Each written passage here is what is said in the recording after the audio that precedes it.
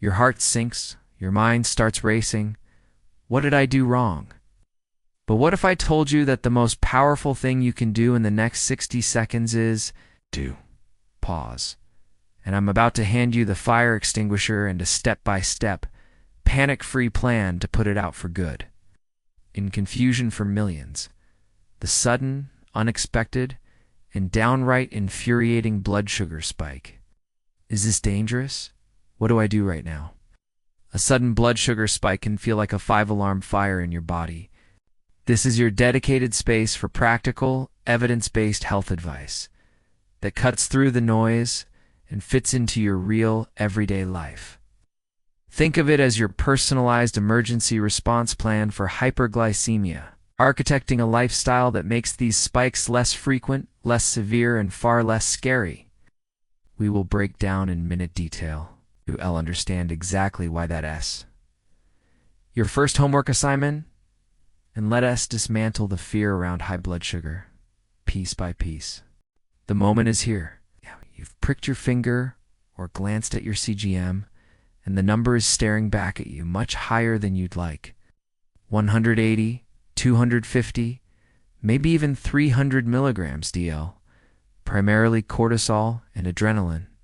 Exactly what to do in the immediate aftermath of a high reading. Your palms might get a little sweaty. You feel that flush of anxiety. Here is your calm step-by-step protocol to take back control, to actually do nothing. I want you to try a technique called box breathing. Simple. They tell your liver emergency. Feel your shoulders drop. Feel your heart rate begin to slow. You've just told your body there is no tiger. Aim for about 16 to 20 ounces, or about half a liter. This is not just a token gesture. It's a powerful physiological intervention. We need energy to fight or flee. When your blood sugar is high, the glucose concentration in your bloodstream is dense. Think of it like a thick, sugary syrup. Water is the vehicle that carries the sugar out of your body. When blood glucose levels get too high, staying well hydrated helps your kidneys do their job of flushing out the excess sugar. Your kidneys can no longer reabsorb all the glucose passing through them, so they start dumping the excess sugar into your urine to get rid of it. By drinking water, you are quite literally helping to dilute the glucose in your blood, making it less concentrated. They can pull glucose directly from your bloodstream to power that movement, which naturally helps bring your levels down. You can stop pumping out sugar. This calm state of mind is the foundation upon which every other step is built. We are talking about a 10 to 20 minutes slow. Why? Strenuous exercise is a form of physical stress on the body. Steady-paced walk around your living room, your backyard, or your block, which can initially raise your blood sugar before it comes down. If your blood sugar is very high, it's generally considered to be above 240 milligrams, DL, or 13.3 mol LUMUST, test for ketones in your blood or urine before you exercise.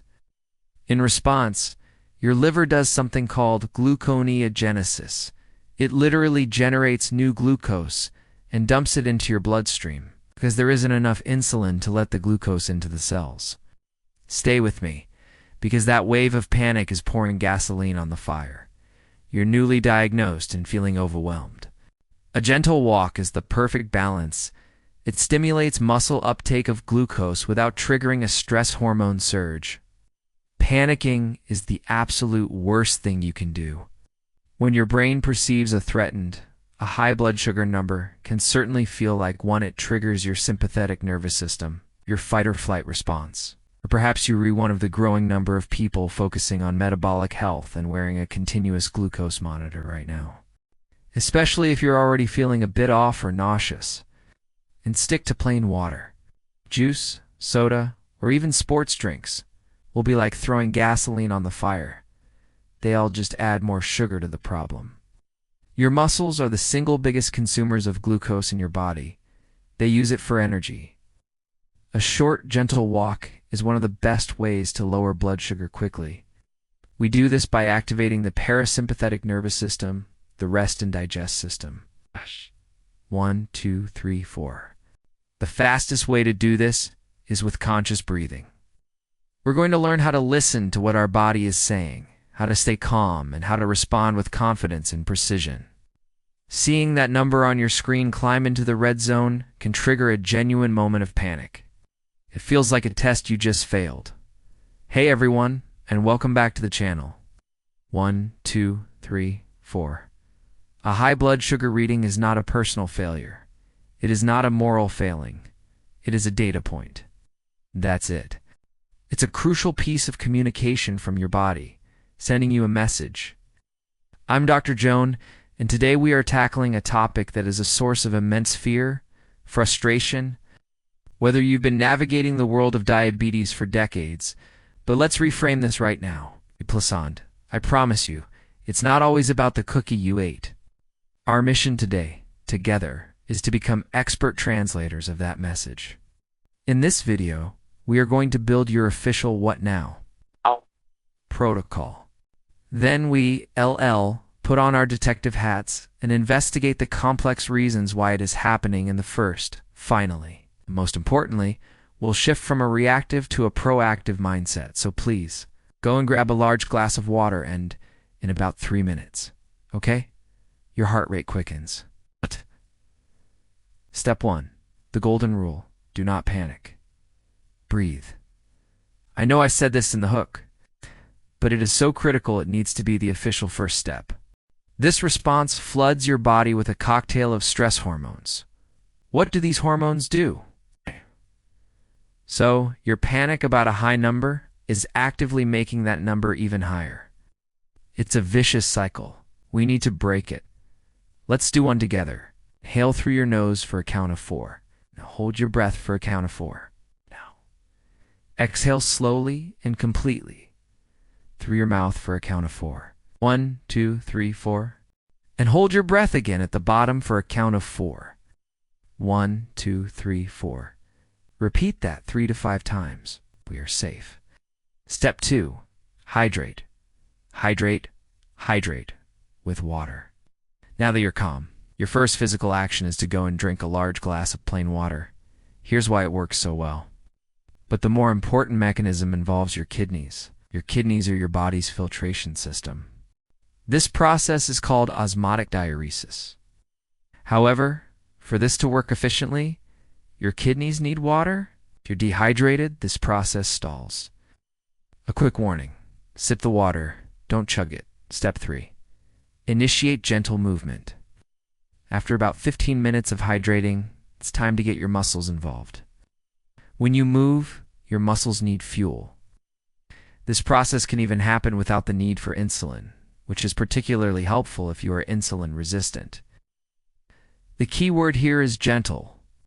We are not talking about going for a hard run or hitting the gym for an intense weightlifting session.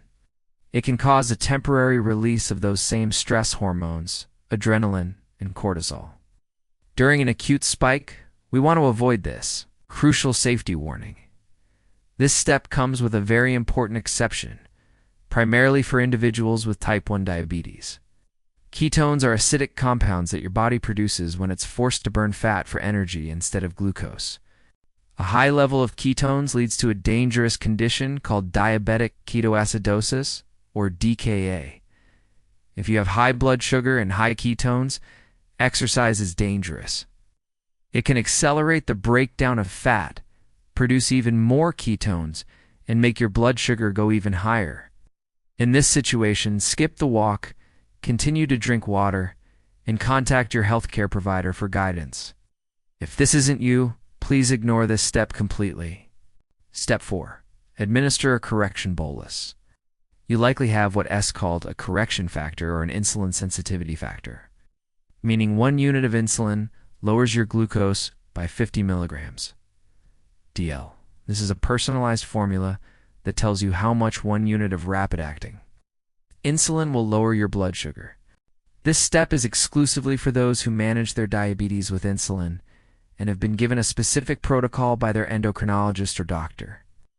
Rage baloozing is incredibly dangerous and is the fast track to a severe hypoglycemic event later on, which can be even more dangerous than the initial high. This is perhaps the most valuable part of the entire process for long-term wellness. Ask yourself a series of questions and jot down the answers in a notebook or a diabetes app. Could my insulin be expired or have gone bad from heat? If I use a pump, could my infusion site be bent or blocked? This data is pure gold for preventing the next spike. Trust the math, administer the dose, and log it carefully. Be specific. Your body will often raise blood sugar as a first response to fighting an oncoming illness or infection. Was it a new food? Did I estimate the carbs correctly? Did I eat naked carbs without pairing them with protein or fat? Did I have an argument, a stressful work meeting, or was I just feeling anxious? And then recheck your blood sugar. Don't expect a miraculous instant drop. It takes time for water, movement, and insulin to work. What you're looking for is a sign that the number is starting to trend downwards.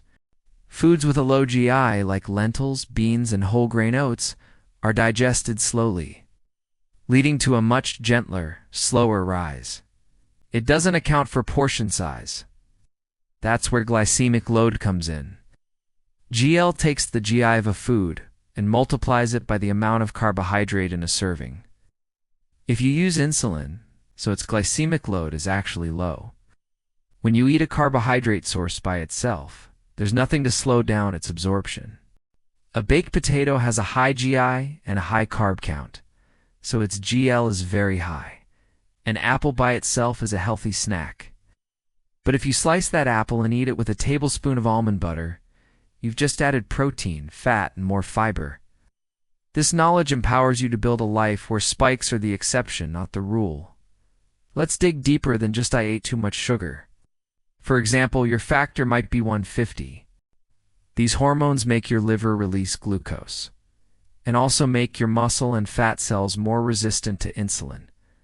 The result? You wait with purpose. And you may need to be extra mindful or even adjust medication in consultation with your doctor. Tracking your cycle alongside your blood sugar can reveal powerful patterns. This isn't your fault. It's your body's internal clock at work. In the week or so leading up to a period, levels of the hormone progesterone rise. Progesterone can cause a temporary increase in insulin resistance for some women. This means the sugar from the apple is released into your bloodstream much more slowly and steadily, preventing a sharp spike. This affects a huge number of people with or without diabetes. It's a natural biological process. Between roughly 4 a.m. and 8 a.m., your body releases a surge of counter-regulatory hormones, including growth hormone, cortisol, glucagon, and adrenaline. Now is the time to calmly use that formula. Check your blood sugar, see how far you are above your target, and administer the calculated correction dose.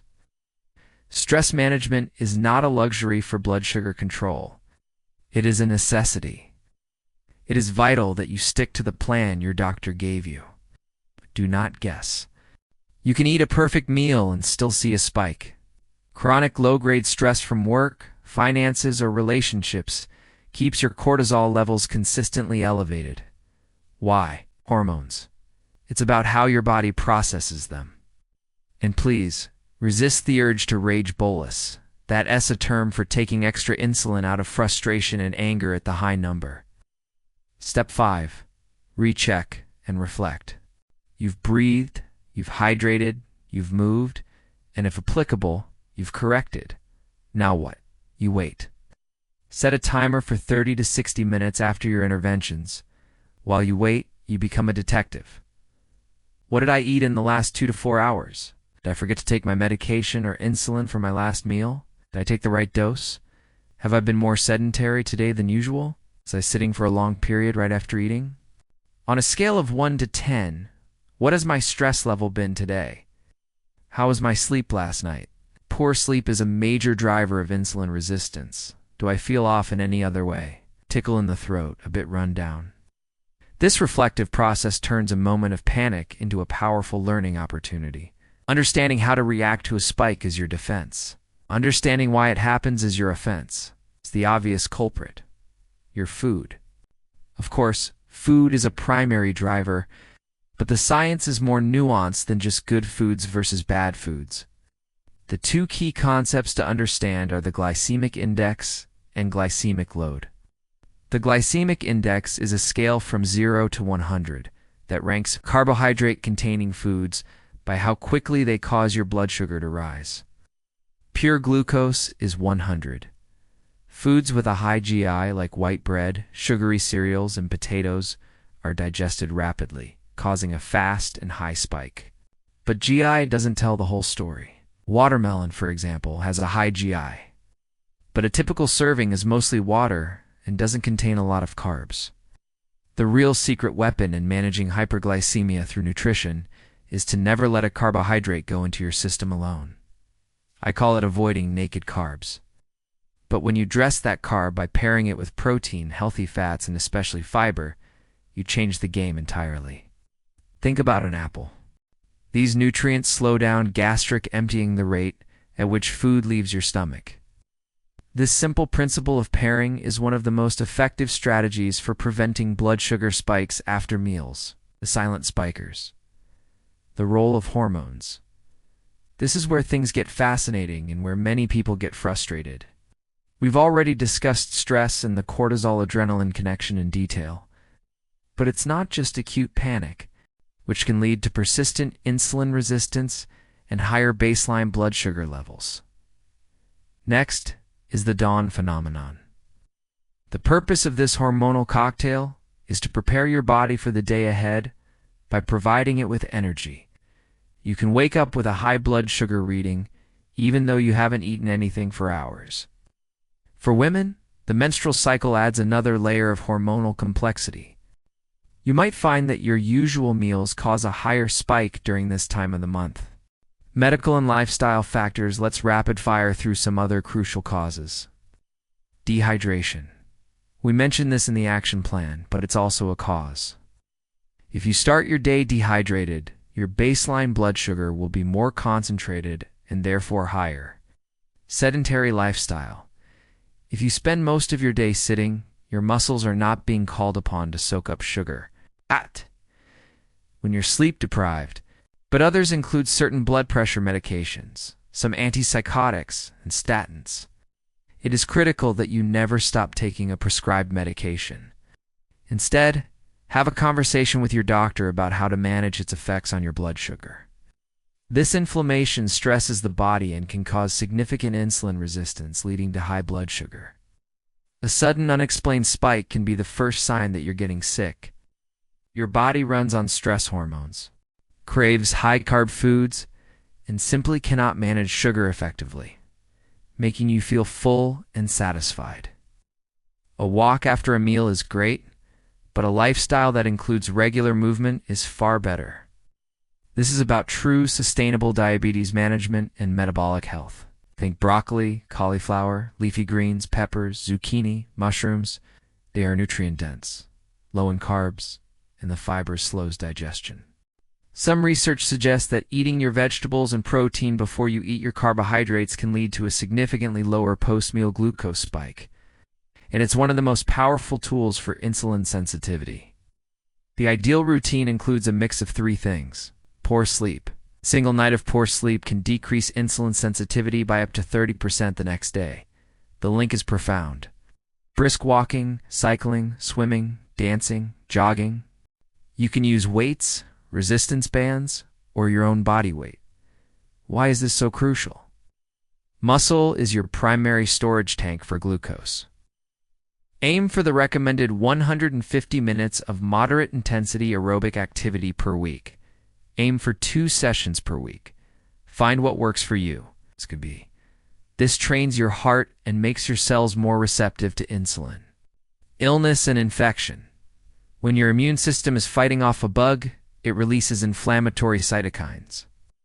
It is consistency. The single best visual tool for this is the plate method. Imagine your dinner plate. It is that important. You understand the causes. Aim for 7 to 9 hours of quality sleep per night. Taking the stairs, parking further away, standing up to take a phone call, fidgeting. Now we play the long game. This is how we move from being a firefighter constantly putting out blazes, to being an architect. The blue light disrupts your body's production of melatonin, the sleep hormone. This could be reading a physical book, taking a warm bath, listening to calm music, or drinking a cup of herbal tea, which is more common in type 1 diabetes, but can occur in type 2. It's in hyperosmolar hyperglycemic state, which is more common in type 2 diabetes, especially in older adults. This signals to your body that it's time to prepare for sleep. Medications. A number of common medications can raise blood sugar. The most well-known are corticosteroids like prednisone. We've handled the emergency. Building a structure that is fundamentally resistant to fire. While most blood sugar spikes can and should be managed at home using the steps we've discussed, there are times when it becomes a life-threatening medical emergency. Or go to the nearest emergency room immediately. If you have high blood sugar accompanied by any of the following symptoms, you need to know these red flags by heart. Even on weekends, this helps regulate your body's internal clock or circadian rhythm. Why? Master your nutrition with consistency. These conditions require immediate medical intervention with intravenous fluids and insulin. So let's bring it all home. You will breathe. Afterward, you will reflect and learn. You will hydrate with water. You will take a gentle walk, checking for ketones if necessary. Let's recap your new, panic-free plan. Your doctor may also give you a specific number. For example, call me if you are consistently over 300 milligrams DL and our plan isn't working. Know your personal red lines. It does not erase all your hard work. It is simply a signal, a moment to listen, learn, and adjust your course. What is your single biggest challenge or frustration when it comes to blood sugar? By understanding the deep reasons why spikes happen, by building a proactive lifestyle focused on nutrition, movement, stress, and sleep, and by knowing your emergency red flags, you take back the power from that number on the screen. You are in the driver's seat. The goal is not perfection. Fill half of your plate with non-starchy vegetables. These are your fiber powerhouses. Fill 1/4 of your plate with a source of lean protein.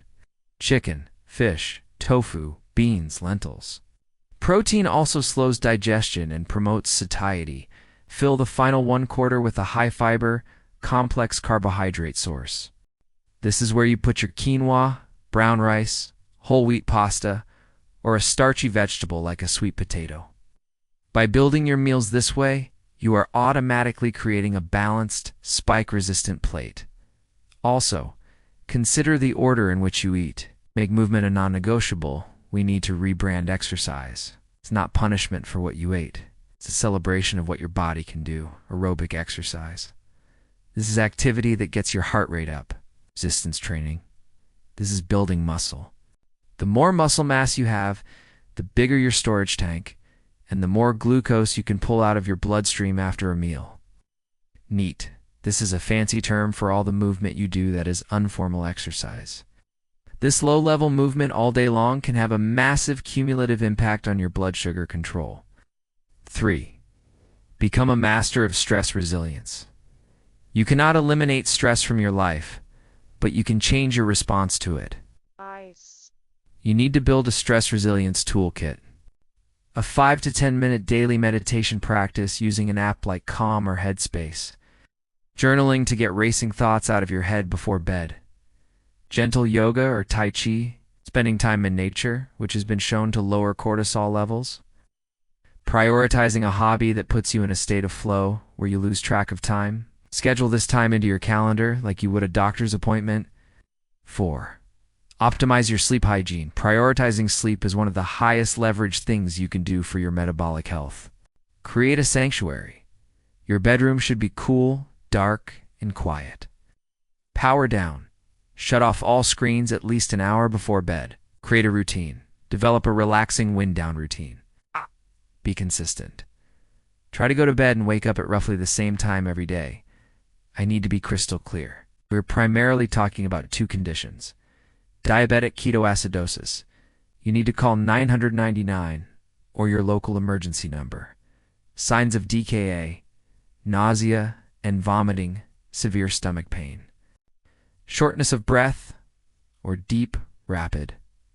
gasping breath that has a fruity or nail polish remover like smell, extreme weakness, fatigue or lethargy, confusion, drowsiness, or difficulty staying awake, signs of HHS, extreme thirst that cannot be quenched, profound confusion, disorientation, or even hallucinations, a high fever, weakness, or paralysis on one side of the body, vision loss, please. Do not wait and see if you have these symptoms. We have covered a massive amount of ground today. When you see that high number, you will not panic. If you are on insulin, you will calmly follow your prescribed correction plan. Remember, a single high reading does not define your health journey. Thank you so much for investing this time in your health today. It's a safe space to learn from and support each other. Share it in the comments below. Stay healthy, stay empowered. If this video brought you any value or clarity, please do me a huge favor and hit that thumbs up button and subscribe to the channel for more content designed to empower you on your health journey, and I will see you in the next video.